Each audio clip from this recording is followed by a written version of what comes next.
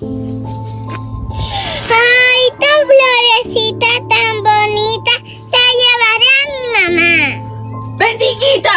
¿Qué haces arrancando las flores de mi jardín? De seguro es que para irlas a vender. No, señora, no son para venderlas. Sí, no son para venderlas. Entonces, ¿qué va a hacer? Voy a verla.